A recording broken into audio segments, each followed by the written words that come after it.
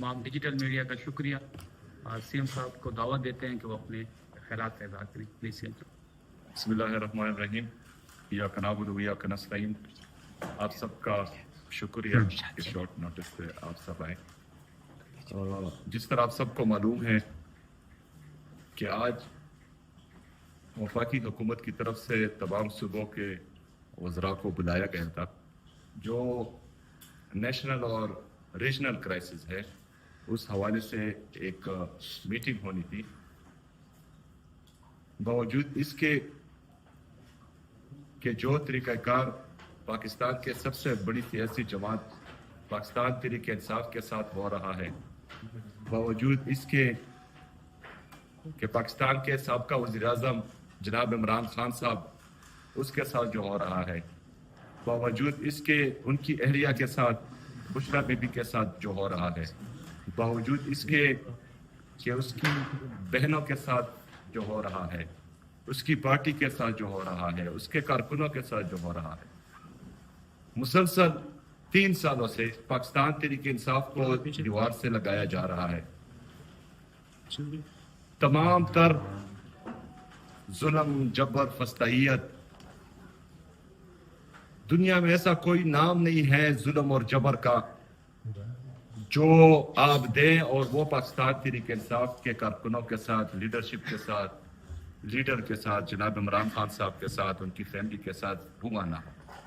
लेकिन उसके बावजूद पाकिस्तान तहरीक इंसाफ ने, पाकिस्तान तहरीक इंसाफ की सूबाई हुकूमत ने, इमरान खान साहब की पार्टी ने, इमरान खान साहब की सूबाई हुकूमत ने ये फैसला किया था कि हम पाकिस्तान के लिए और पाकिस्तानी कौम के लिए इस मीटिंग में शिरकत करेंगे। लेकिन बदकिस्मती से वजूहात तो बयान नहीं की गई, लेकिन आज की मीटिंग को मनसूख कर दिया गया है और आज की मीटिंग नहीं हो पाई।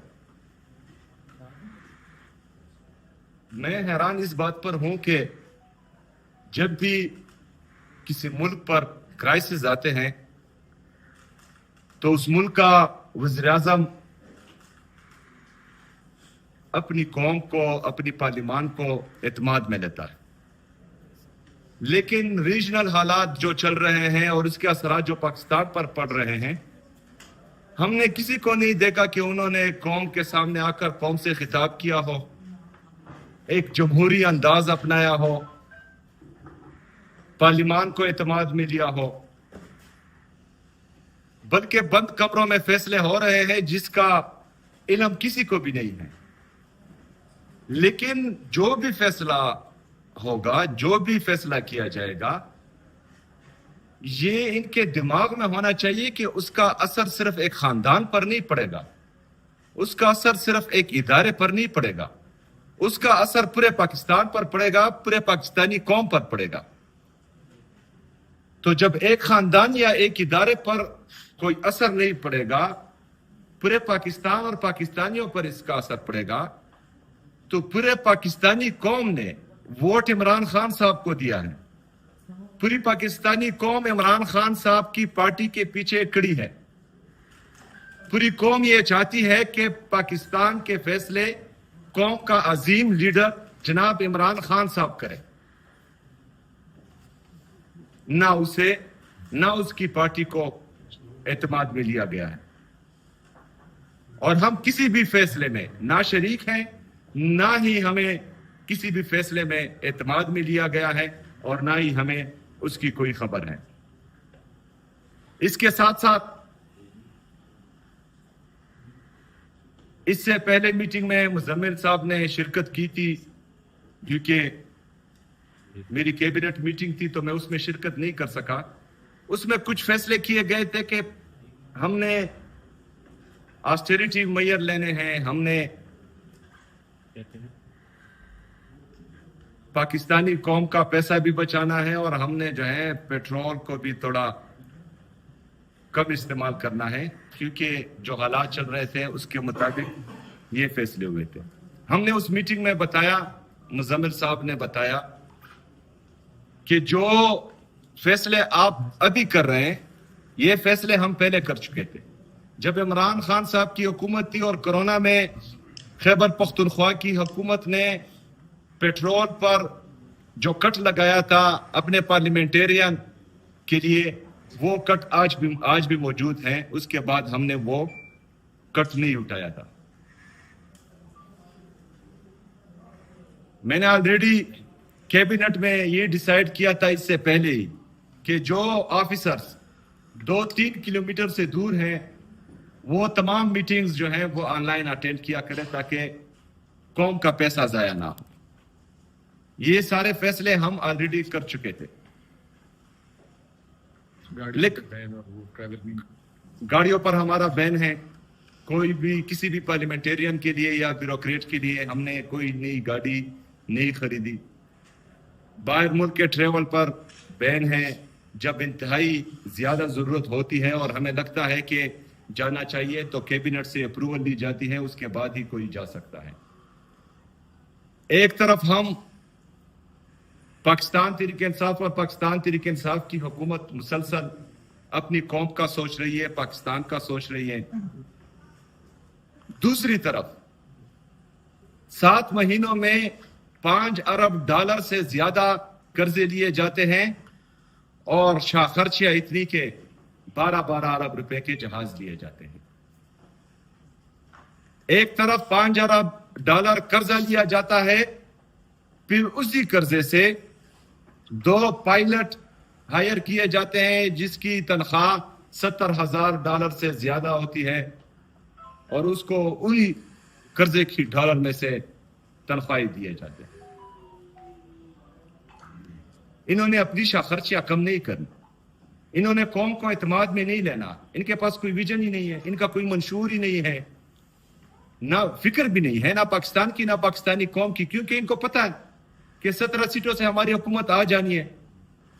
हमने जो है थोड़ा सा चेरी ब्लॉसम लगा देना है तो काम बन जाएगा।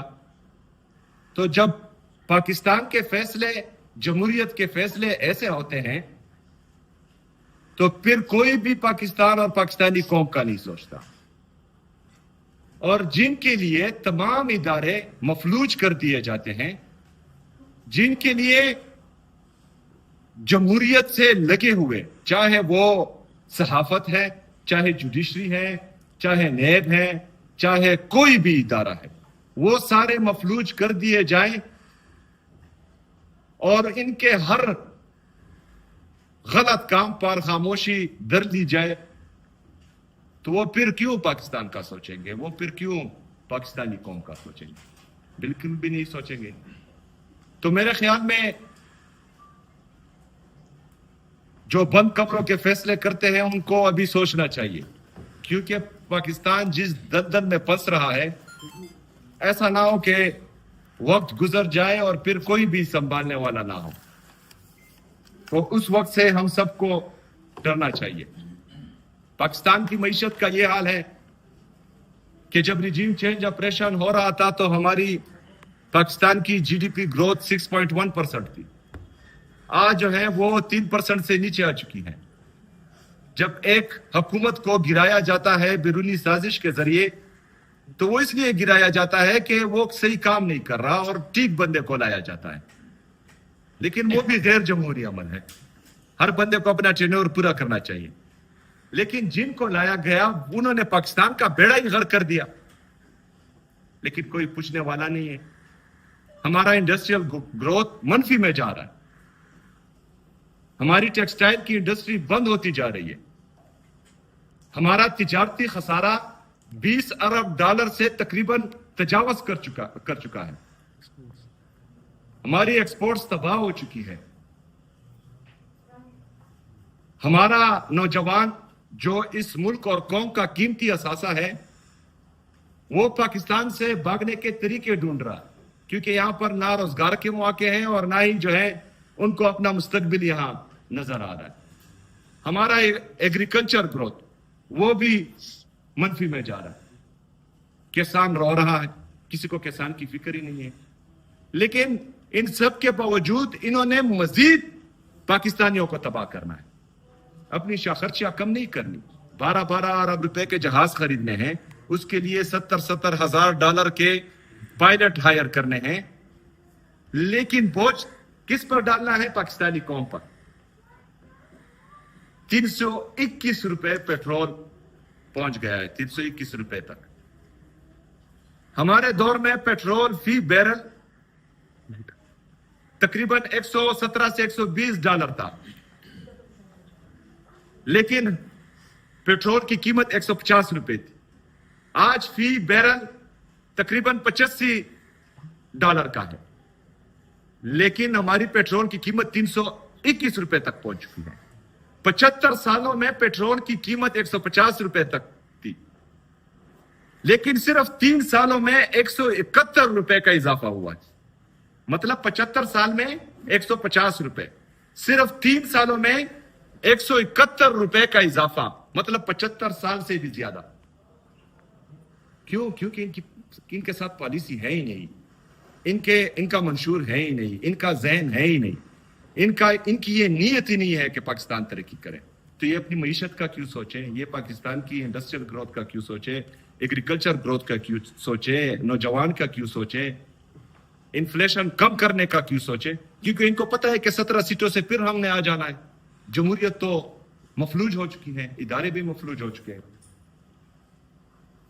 آج ہمارا ارادہ تھا کہ ہم وہاں پر اپنا جو ہمارا NFC کا مقدمہ ہے وہ بھی ان کے سامنے رکھیں، لیکن جو میٹنگ نہیں ہوئی تو کل NFC کے حوالے سے جو سب کمیٹیز ہیں ان کی میٹنگ ہونے والی ہے. تو ہم پورے پاکستانیوں کو یہ بتانا چاہتے ہیں کہ ہمارے ساتھ ایک دفعہ پھر جو ہے وہ سوتیلی ماں جیسا سلوک ہو رہا ہے.